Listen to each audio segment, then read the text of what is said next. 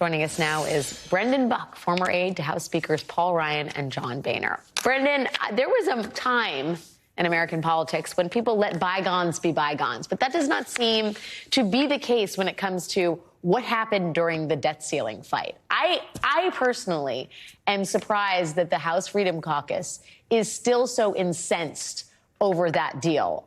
Usually, isn't it that once a speaker gets it done, everybody can move on? That does not seem to have happened here.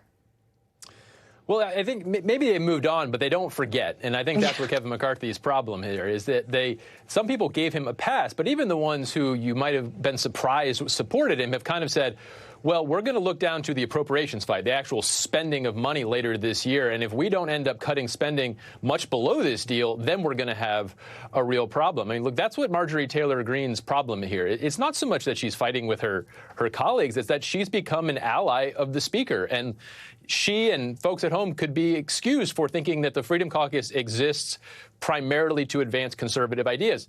They're conservative, to be sure, but their bigger priority is screwing with leadership. I've seen that plenty of times.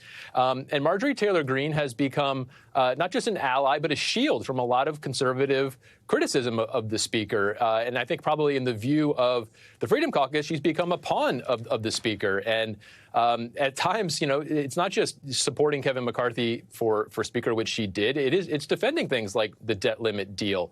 She has at times looked like the serious one, which actually I think says a lot more about the Freedom Caucus than it does about her. She is still a conspiracy theorist.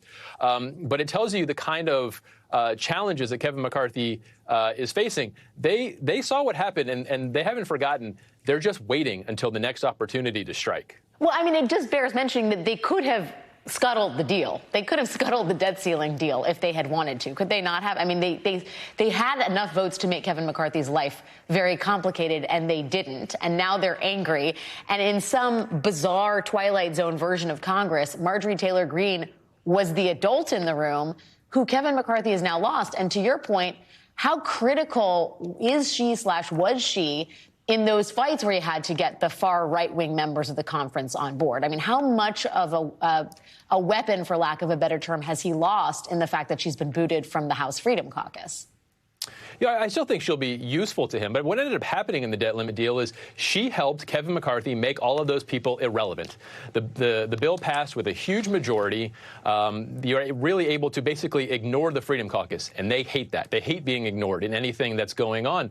And they were able to pass it without really worrying too much about that because they did have conservative cover, not just from Marjorie Taylor Greene, but people like Jim Jordan, who used to be one of our biggest headaches, was supporting it. And so in the aftermath of that, that's when you saw them lashing out. They shut down the House floor for a week. They started making demands. Now they're making Kevin McCarthy pledge that he's going to fight for spending cuts lower than we're in the deal, which is not going to happen. But it's really just setting him up for the fall. It's always for the next play. They're always looking down the road at ways that they can trip him up.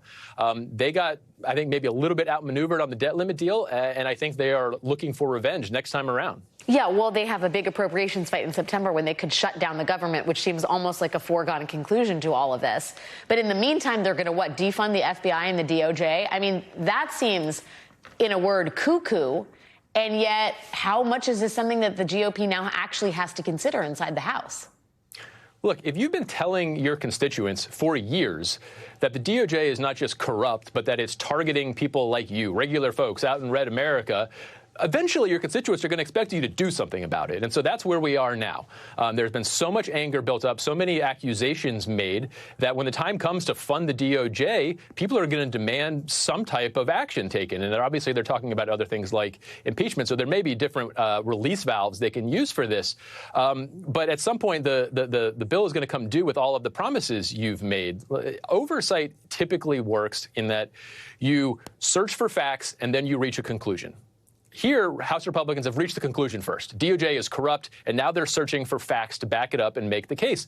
So far, to no avail. I think in the end, this is, again, just setting up Kevin McCarthy for failure. They're not going to be able to defund DOJ. The problem with all of this is if you shut it down, you do look crazy. Well, yeah, and I would also say, what does it do? I mean, the Republican Party wraps itself in the mantle of being the party of law and order and will be the party potentially that seeks to cut funding for the Department of Justice and the Federal Bureau of Investigations and rallies around a candidate who may have multiple federal criminal indictments against him. I mean, the implication, is there not a price to pay for that among, conservatives out in the country, swing voters out in the country, independents in America? Absolutely, there is. And it's a 4-seat majority, 5-seat majority. And there have been moderates who have pushed it back and say, what are we doing? This is crazy stuff. This has not helped me get reelected.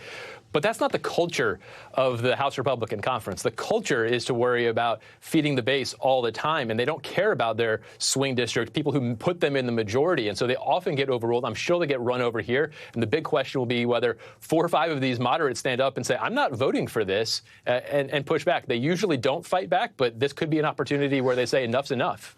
How many times can we slip on the banana peel before the joke is on us, Brendan? I don't know. And yet Kevin McCarthy is still the speaker. Brendan Buck, former aide to House Speakers Paul